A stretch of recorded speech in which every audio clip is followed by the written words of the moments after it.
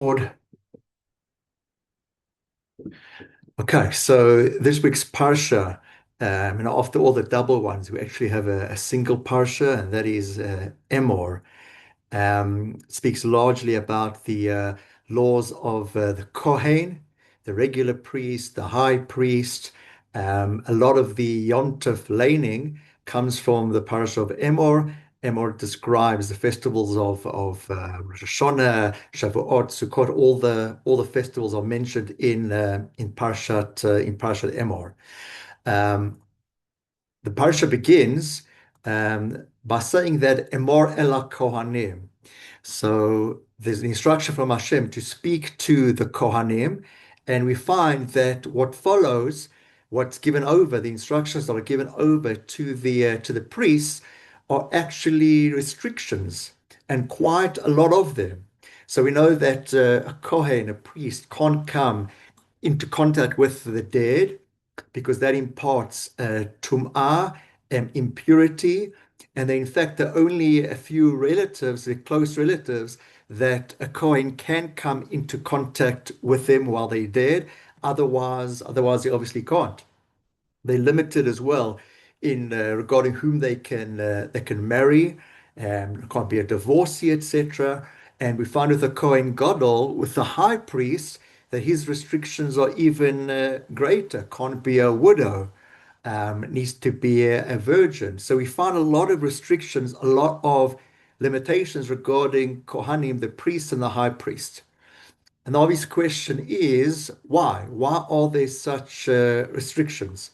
Um, Maybe you can frame it. Why should holiness come with restrictions?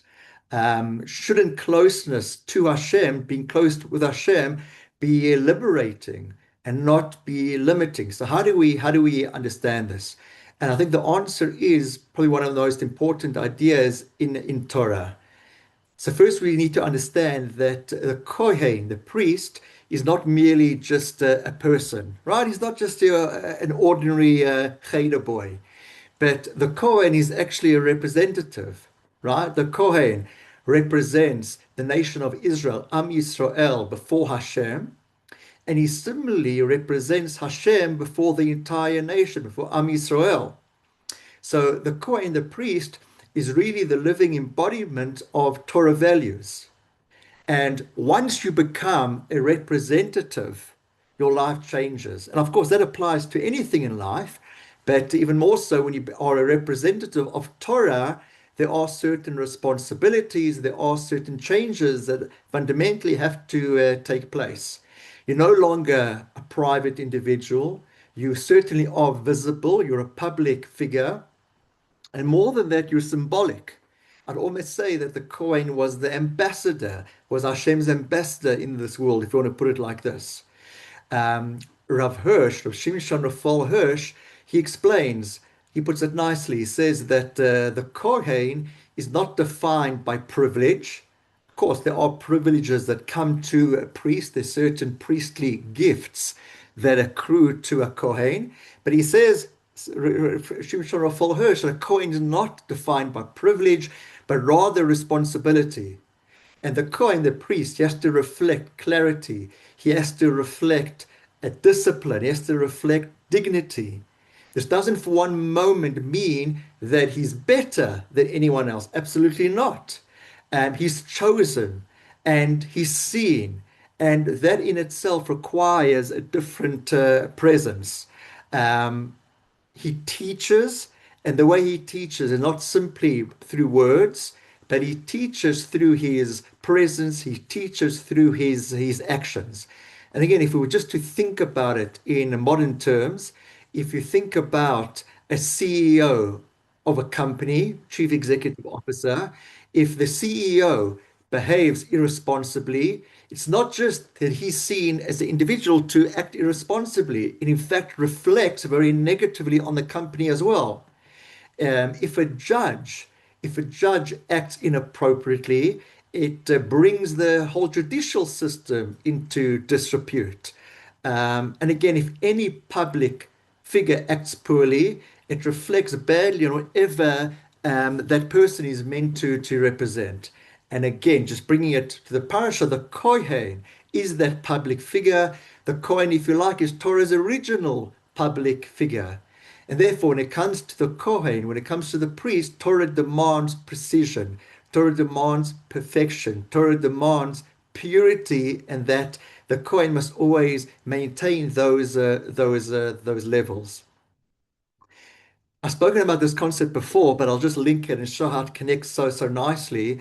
Um, in last week's Parsha, the Parsha of Kedoshim, right? It was a double portion, and the second portion was Kedoshim. Um, no, it actually wasn't in last week's Parsha. Um, the last week's Parsha tells you should be holy generally, and we went into detail. What does it mean to be holy? It's not just about keeping the law, but it's about changing ourselves, that internally we become better people, we become holy individuals. But we do find in the Torah the expression, Vatem tiyuli mamlechet kohanim, that the Torah tells, I think it's in Parshas Mishpatim, if I'm not mistaken, that we are all supposed to be a mamlechet kohanim, a kingdom of priests. And that doesn't just mean those who are factually from the tribe of Levi and who are priests, but all of us are supposed to be, in a way, Kohanim. What does that mean? So applying it to every Jew, it means that every single Jew carries responsibility, this type of responsibility. Every Jew is a representative. Again, people know that we're Jewish. May not even be the most religious person out there, but the fact that people know that we're that we're Jewish, we are ambassadors of Torah. We are ambassadors of Hashem as well. We have to act appropriately. And we shouldn't, God forbid, cast the religion in a bad light. And by extension, God forbid, cast Hashem, God forbid, in a bad light. And it means, being a Jew, that we never just ourselves. When you walk into a room and it's a public room and it's filled with many different people of all ethnicities, backgrounds, religions, it means you're walking, carrying something. You're carrying the flag of Judaism. It means you represent something. When you speak, you represent something. When we act, we represent something. You've all heard the concept of Kiddush Hashem, sanctifying Hashem's name. And this doesn't mean that we give up our lives for Torah, right? Judaism isn't a religion of martyrdom. Yes, there's certain mitzvot that we have to give up our lives rather than transgressing. But for the most part, in fact, this we did see in last week's parasha, the mitzvot are given, and it says, V'chai b'hem, you should live through them. So, Kiddush Hashem, sanctifying Hashem's name, is happening all the time. When a Jew conducts himself or herself with honesty, with dignity, with kindness.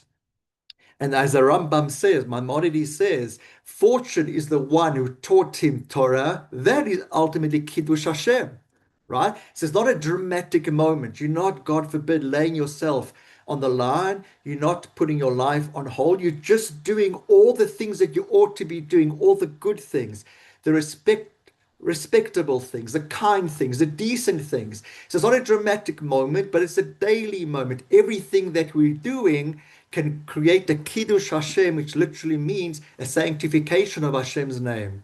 And of course, unfortunately, the opposite is also true, that God forbid, if we act in a bad way, if we are dishonest in business, if God forbid there's a Ponzi scheme that comes to light in the press, and unfortunately there have been quite a few of them in the last few years with the Jewish name associated with it, that's of course a tremendous Chilul Hashem, a desecration of Hashem's name. I mentioned this before, and I'm saying it very cautiously. We know that in the media, the Jews and Israel are portrayed in a very negative light, or the standards are so much more exacting against Israel and Jews against other people. Now, please don't misinterpret me. I'm not saying that the news media are correct and how they portray Israel and the Jews is correct. But there is an element of truth that the Jews have to live at a higher standard.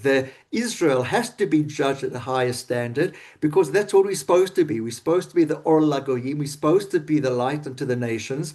So everything that we do is being looked at under a magnifying glass.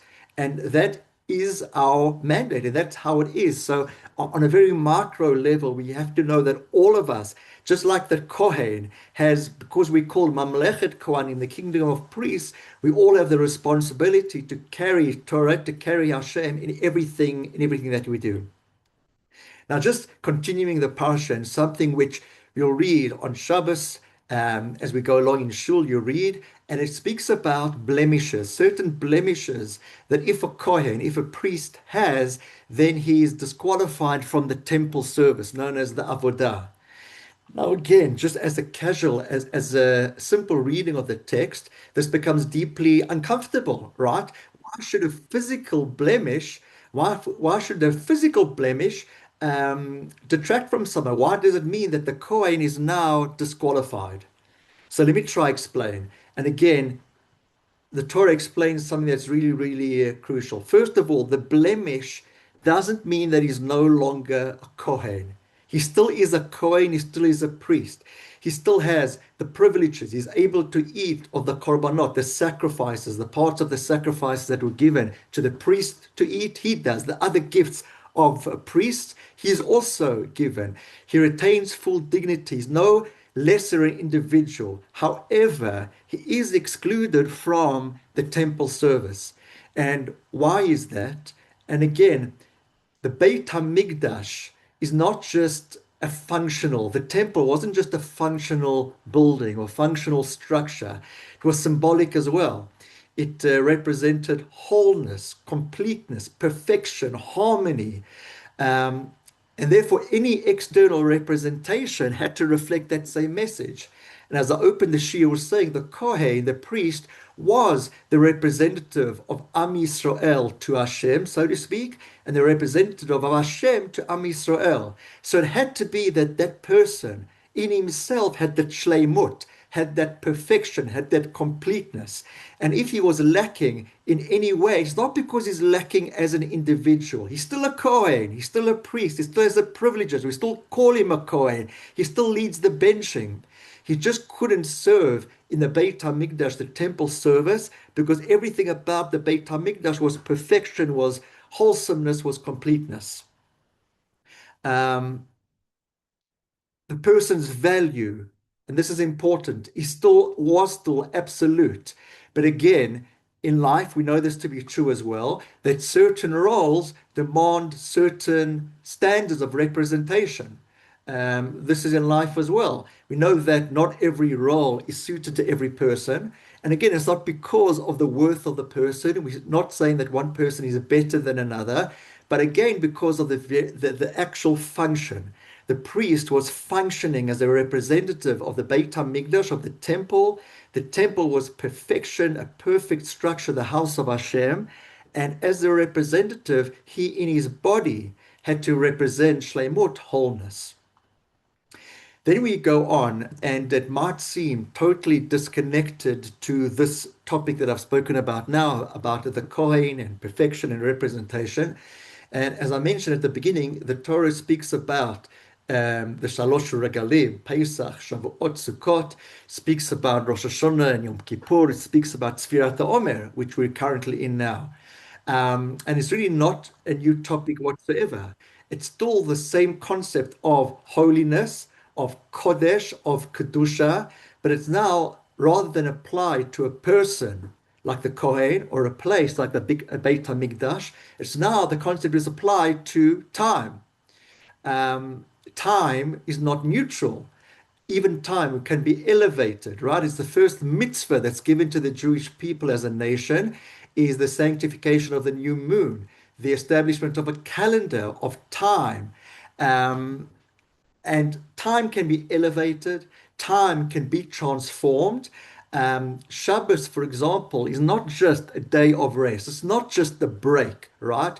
That 6 days we work, and comes Shabbos, it's now time to take off. It's a large siesta, not just an hour siesta, but 25 hours. But really, Shabbos is a total recalibration. We try to get infused with the spirituality of the day. We don't do the normal engagement. We don't speak in the same way. We don't read the same things that we read on a normal weekday. It's totally focused. It's connecting more to Hashem. It's connecting more to our spirituality. Yom Tov as well. Yom Tov isn't just a holiday, but it's actually an encounter. Um, it's called Moadim. It says Ele Moadei Hashem Asher Tikru Otam. We say that in the Kiddush and all the festivals. It's a Moed. It's an appointed time in the calendar, not appointed again. Just it's a public holiday. It's a Jewish public holiday. And now we can maybe go braai or go away for the day. No, it's an opportunity to again engage in that spiritual energy that every year comes around again. So, for example, Pesach is the energy of freedom. Shavuot is the energy of Torah and re-accepting Torah into our lives and rededicating ourselves to Torah or taking on another mitzvah. At Shavuot, Sukkot is the faith, right? We remember that Hashem took us out. We dwelt in huts in his temporary accommodation, but Hashem took care of us in the desert. Ultimately, all our needs were taken care of. So every festival is again an opportunity to encounter that spiritual energy that was there originally when that first Yom Tov came about in history. Um, and again, when the Torah gives us the mitzvah of the festivals, as I said before, Asher tikru'u otam b'moadam. You're supposed to call, you're supposed to declare them. So in a sense, we're creating them. Hashem gives us the opportunity there, but how we use the opportunity is up to us. So we have, and again, this whole concept of co-creation with Hashem, we have the ability to make that kedusha, to tap into that kedusha, to truly make it into a holy day. And then again, we get, as I said, Sfirat Omer. We get the counting of the Omer, Usfartem Lachem Imacharat HaShabbat, is how the verse begins, the mitzvah. You should begin counting from the second day of Pesach up until Shavuot. And again, the whole concept there, as you know, was the anticipation, was the counting towards Shavuot. But in fact, the commentaries tell us that the two Yom Tovs are connected. In fact, some of the commentaries see it as one extended Chag, one extended Yom Tov. You can't have one without the other. You see, Pesach gave us our liberation. We were no longer under the thumb of the Egyptians. We get our freedom. But freedom in and of itself isn't enough, right? Freedom can mean laissez-faire, you're left to your own devices, go do whatever you want, but there's no holiness in that. There's no purpose in that. There's no life mission in that. What is the freedom connected to? It's connected to 49 days of preparation. And that ends, that culminates in the Shavuot, when we're given the Torah, and the Torah is our ultimate freedom. Now, a person can think, why do I have all these mitzvot, right? 613 plus change. They're so onerous, they're so difficult, it traps me, it restricts me. But it's that opposite. It's through having this connection, it's through having these so-called boundaries that actually gives us meaning, it actually gives us purpose. For without that, you can technically have freedom, but is it really freedom? Is your life, do you have a compass to your life? It's that compass, it's the Torah that gives us direction, and it's that direction, it's that stand that we can hang our hat on or hang our coat on, something that grounds us. That's what our religion is. So the Omer, the counting of the Omer is the bridge. It's the bridge between Pesach and Shavuot, but without that bridge, both are meaningless. Okay, so it connects the festival of Pesach to the festival of Shavuot. I'm not sure if I mentioned this in a previous Shiur, but I'll just go through it briefly now. That historically, the Omer period was always a happy period, right? Going back to the first Pesach, we came out on the 15th of Nisan. The Jewish people were spiritually low. They were the 49th level of impurity. They were pretty much assimilated, pretty much exactly like the Egyptian neighbors. Hashem gave our forefathers two mitzvot to keep, two related to blood, the blood of the circumcision, the blood of the paschal sacrifice. And through those two mitzvot, we were merited to be redeemed. but that leaves you with a very corrupt nation still. Fine, you've given them two mitzvot, they've ticked the checkbox, they've done those two mitzvot, but they're still an assimilated nation. They're still bad, they're still corrupt. So the 49 days was to get them out of that 49 levels of impurity, to get them to a state of tahorah, of purity again, in order that they should be able to get the Torah. So it was a period of anticipation. It was a period of joy. If you ever counted down the days like I do, my family does, like how many more sleeps until the holiday type of thing, there was a great excitement. It was only in the days of Rabbi Akiva where 24,000 of his students died, the vast majority of his students died in a plague because we're told they didn't have the requisite respect. They should have respected each other's difference of opinion Mm. a lot more than what they did. And because of that lack of Avat Yisrael, and bear in mind, their lack of Avat Yisrael, we're talking something so minor. But again, holy people and great people are judged at a much higher standard than the rest of us. So they had to behave at a much higher level. They didn't. And then there was this plague. This plague lasted 33 days. It ended on Lag BaOmer. And because of that plague and the death of Rabbi Akiva, this is talking about the whole student body of Torah. It was only, thank God, Rabbi Akiva was able to find a couple of other students through which to build anew after this decimation. But you have a decimation of Jewish students, of Jewish law, of dissemination of Torah and Judaism. That's why it became a mourning period. That's why we have 33 days of mourning. That's why, according to either Ashkenazi who keep from Rosh Chodesh Iyar up until the 3 days before Shavuot as the mourning period, or the Sephardim who keep literally from Pesach until Lag BaOmer, they keep that period of 33 days. According to both opinions, the 33rd of the Omer, Lag BaOmer, is actually a break. According to all opinions, you can get married, as Rabbi Oswald Schneer, as we know, is doing. You can have haircuts. You can do all the things that you prohibited during the Omer. I just want to say one thing, and this will probably make Esther and Itzik very happy, is that truthfully, the Sephardim have the correct version. Because historically, when did this plague break out? It broke out between Pesach and the 33rd day of the Omer. The obvious question is, well, if that's the true date when it happened, why do the Ashkenazim not keep it those 33 days? Why do they postpone and only start keeping the 33 days from Rosh Chodesh Iyar? And the reason is because we know the month of Nisan is a festive month. We don't say Tachanun during the whole month of Nisan. And therefore, because Tachanun, the supplications and our prayers aren't said on Nisan, the Ashkenazi rabbis didn't want to now bring a mourning period into the month of Nisan.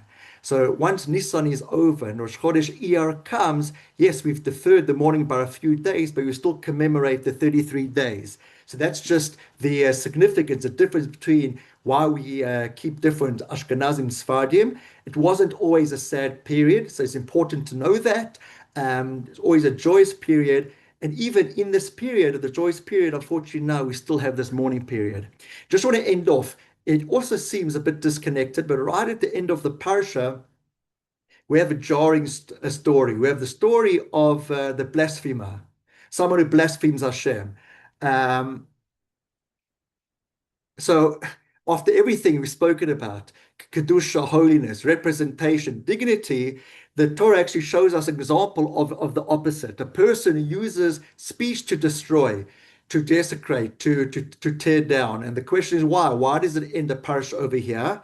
Because again, speech is the ultimate expression of identity. And again, just linking it to previous parshiot, we spoke about Tazria and Metzora and the terrible affliction of tzara that came to someone who spoke Lashon Hara, because through speech, we really reveal what we value, right? In our thoughts, people can't get into our thoughts. They can't read our minds. Only Hashem can do that. So it's through our speech that we really reveal what we're thinking. And through speech, obviously our actions as well, but speech often comes first. We either elevate Hashem's name, so in other words, going back to that concept of Kiddush Hashem, or God forbid we diminish it, that being Chilul Hashem. So now if we look back at the entire picture of the Parsha, and I'll end with this, it starts with Kedusha in people, holiness in people, that being the Kohen, but also the fact that in Parashat Mishpatim, it tells us all, Vatim Tiuli, Hashem says you should all be for me, Mamlechet Kohanim, a kingdom of priests.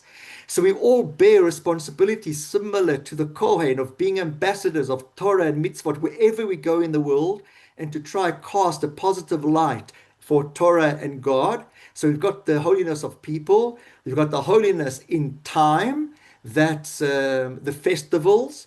We have also, one can say the holiness in process, and that's the Omer period, right? The holiness, trying to perfect ourselves between Pesach and Shavuot.